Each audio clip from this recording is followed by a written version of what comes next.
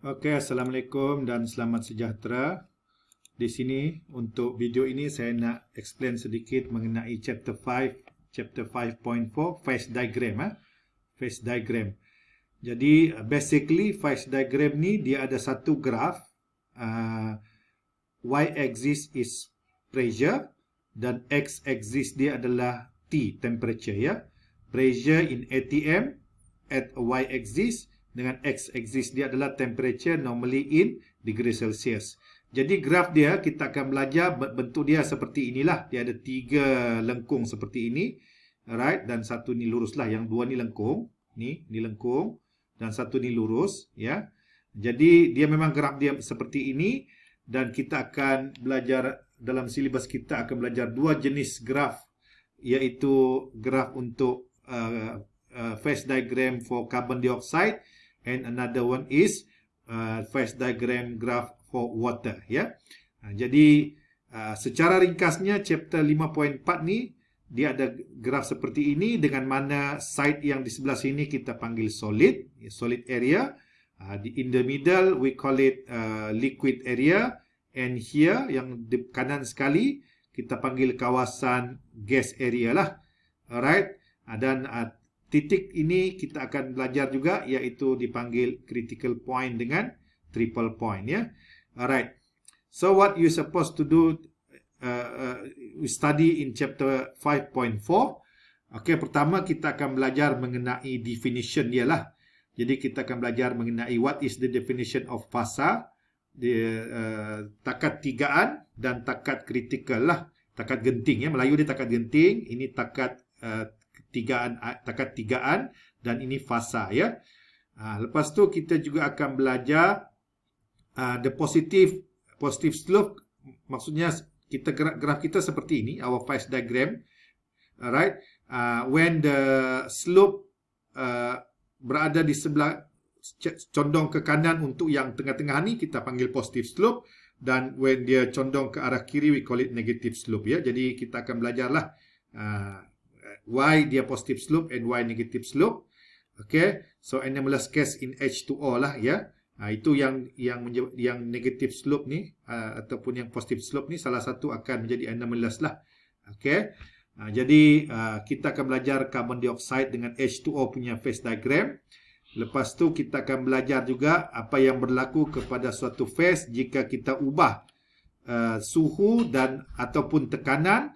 Kalau kita ubah suhu, tekanan dia kekal ya.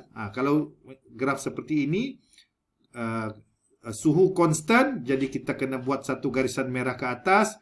Dan kalau pressure constant, kita ambil graf ni, kita akan melintangkan garisan itulah. Jadi ini pun kita akan belajar dalam chapter describe phase changes ya. Alright, kita tengok satu. Yang pertama, what is the definition lah ya. The definition phase, apakah maksud phase ni Melayu dia fasa. Jadi kita secara ringkasnya kita ada tiga jenis fasa lah, iaitu fasa cecair, fasa gas dan fasa solid ya. Gas, liquid dan solid ya. Jadi maksudnya ini dia punya takrifan based on Raymond Chang ya. Maksudnya separated from them by well defined boundary. Maksudnya dia ada dia punya ni lah, dia punya apa tu, dia punya boundary ni maksudnya sempadan. Contohnya kalau ada satu liquid dengan solid kan, liquid dengan solid contohnya air, diletakkan ais kan, diletakkan ais, jadi ais terapung di permukaan air kan. Jadi maksudnya itu ada dua fasa lah, iaitu fasa solid dengan fasa liquid, kerana dia kata well defined boundary. Kerana solid dan liquid tu kita nampak perbezaan dia, ada dia punya boundary. Boundary ni maksudnya ada dia punya sempadan lah, kita nampak beza sempadan antara liquid dengan solid itu ya. Itu yang dipanggil fasa lah, fasa liquid dengan fasa solid. Ia dapat dibezakan melalui sempadan dia lah. Okey, sempadan tu maksudnya contoh, kalau kita nak lukis dia seperti inilah. Okey, contohnya ni air dan ini ais dia kan. Jadi kita nampak sempadan dia ni, nampak sempadan ni between air dengan ais ni. Jadi itu dipanggil boundary lah ya. Itu dipanggil boundary, maksudnya dia ada nampak boundary dia between solid and liquid. Jadi maksudnya dia ada dua fasa lah. So satu ni adalah fasa liquid, solid, dan satu lagi adalah fasa liquid ya. Okay, next. This is an example. Jadi kalau seperti ini dia ada dua fasa macam saya terangkan tadi, kerana ais itu terapung di permukaan air. Nampak perbezaan dia ya, nampak dia punya boundary di sini. Okay, ini boundary. Jadi maksudnya dia ada solid phase dengan liquid phase ya. Table salt solution maksudnya garam yang dilarutkan dalam air. Kita cuma ada satu fasa saja, iaitu fasa liquid. Kenapa? Kerana apa? Kita tak nampak boundary dia ya, boundary. Tak nampak boundary between salt itu dengan air ya. Kerana kesemua salt larut dalam air, jadi tak ada boundary. Okey, jadi dia kata di sini ni well defined boundary, yang kita nampak boundary dia, tapi sini kita tak nampak. Jadi kita tak boleh bezakan fasa dia. Jadi that's why dia cuma ada satu fasa saja ya. Yang ini nampak boundary dia between minyak dengan air. Boundary dia ada di sini, ini boundary dia.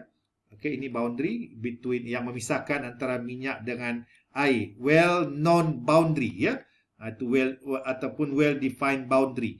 Nampak beza dia ya, nampak dia punya beza antara sempadan dia lah ya, sempadan dua ini. Jadi kita panggil dua fasa, tapi kedua-duanya liquid lah ya, iaitu cecair minyak dengan cecair air ya. Dua fasa, tapi kedua-dua fasa adalah liquid ya. Itulah macam mana kita nak menulis fasa bagi suatu mixture ya. Alright. This is an example yang lain. Dia punya penerangan dia lah ya. Kerana dia kata ini kenapa dua tadi, seperti kita maklum, kerana dia boleh lihat dia punya boundary ya. Yang ini mixture of gas. Mixture of gas dia cannot see the boundary. Jadi fasa dia satu je lah. Because dia tak nampak beza. Kalau kamu ada gas macam-macam sini kan. Dalam satu bekas ni, di sini ada gas carbon dioxide, ada campur dengan gas oksigen, campur dengan gas amonia kan. Semua gas bercampur dalam ni, tapi kita tak nampak beza di antara ketiga-tiga gas ni. Tak ada boundary ya. No boundaries. Jadi dia punya fasa ada satu saja ya, iaitu fasa gas. Semuanya gas lah, tak nampak beza dia. Walaupun kita isi dalam tu gas yang berlainan ya, tapi sifat gas dia memang bercampur. Kita tak nampak boundary dia. Not have cannot see the boundary ya. Jadi dia punya fasa ada satu je lah. Okay. Alright, next. Phase diagram. Phase diagram ni kita akan belajar yang ni lah. Phase diagram tu maksudnya yang ini. Yang graf kita akan belajar ni. Okay. Ini ya, secara ringkasnya graf kita adalah seperti itu, ataupun bentuk yang inilah.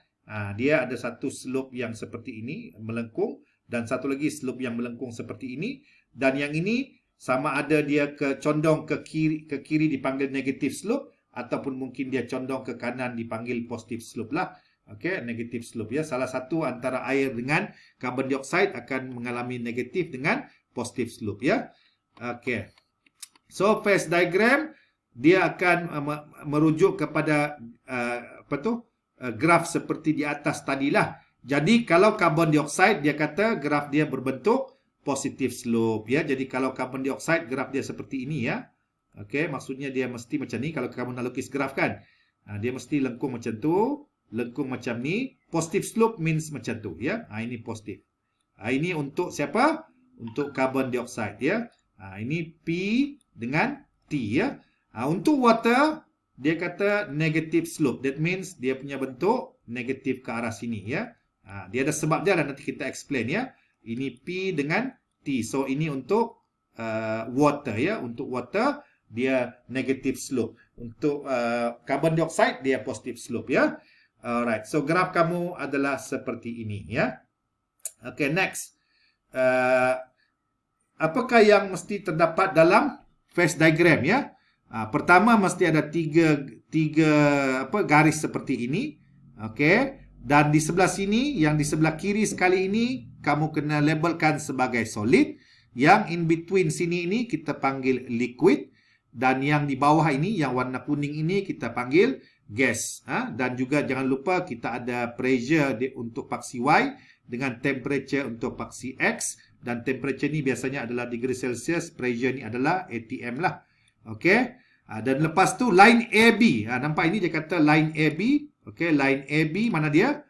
Ini. Ini dipanggil takat line keseimbangan ya. Jadi kalau satu bahan itu berada pada point ini, okey, point ini, okey, maksudnya dia pada temperature tertentu dengan pressure tertentu, okey, dia akan berada pada keseimbangan between solid dengan gas ya.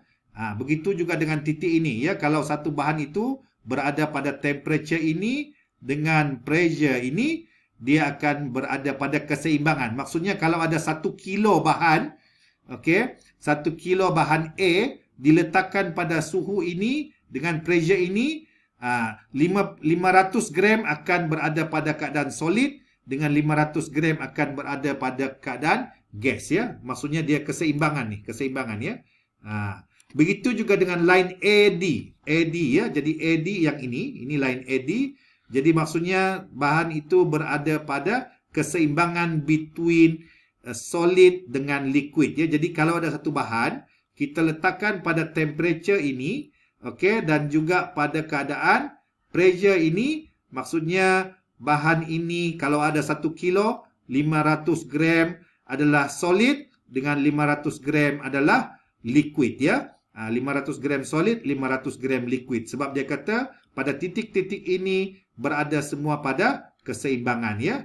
Itu dipanggil equilibrium line lah ya. Begitu juga dengan line AC.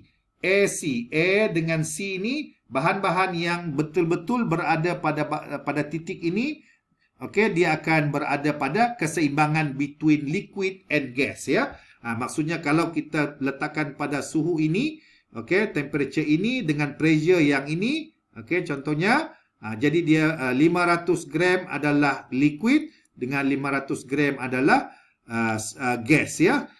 Maksudnya pada titik-titik ini dia berada pada keseimbangan ya. Kalau triple point ini pula, ini triple point ini, okey, maksudnya kalau ada 1 kilo, maksudnya 33.3% adalah liquid, 33.3% adalah solid, dengan 33.3% adalah gas ya. Maksudnya dia contohnya kalau ada 100 1 kilo atau 1000 gram, maksudnya kalau ada 1000 gram maksudnya 333 gram ya. Dia bahagi 3 lah. Okey, itu dipanggil triple point ya. Triple point ni maksudnya dia berada pada keseimbangan ya between solid, okey, liquid dengan gas ya. Jadi kalau ada 1 kilo 1000 gram, ini 333, ini 333, okey, ini 333 ya. Jadi semua sekali 999.99 gram lah ya. Kalau ni kita jadikan dia 1 kilo, jadi bahagi 3 lah. Iaitu kalau berada pada triple point ya. Okey, critical point pula bermaksud di mana kalau bahan itu berada pada titik ini, okey, dia semua akan bertukar menjadi gas ya. Itu dimaksud critical point ya. Maksudnya bahan-bahan yang berada pada critical point, dia akan terus bertukar menjadi gas 100% ya, beyond the critical point. Okay, so this is the definition of triple point. Seperti saya kata tadi, dia akan berada pada keseimbangan between solid ya, solid, okay, dia berada seimbang dengan liquid dengan gas ya. Maksudnya kalau dia ada 100 gram, so 33 ya, 33 gram, 33 gram, 33 gram, 33.33 lah ya, 100 bahagi 3 ya. Kalau critical point seperti saya kata tadi, secara bahasa mudah dia ialah takat di mana semua bahan-bahan akan 100% menjadi gas jika dia melepasi takat kritikal ni lah. Ini ya, bahan-bahan yang berada pada titik ini, dia akan mula bertukar 100% menjadi gas ya. Bahan yang berada pada takat ini ya. Dia maksudnya dia menjadi gas lah 100%, tak adalah liquid. Liquid sampai sini je. Selepas tu dia mula bertukar, kalau lebih pada point ini, di sini ke atas nih, dia akan bertukar menjadi gas 100% ya. Nah, itu bahasa mudah dia lah nih. Saya katakan di mana semua bahan 100% bertukar menjadi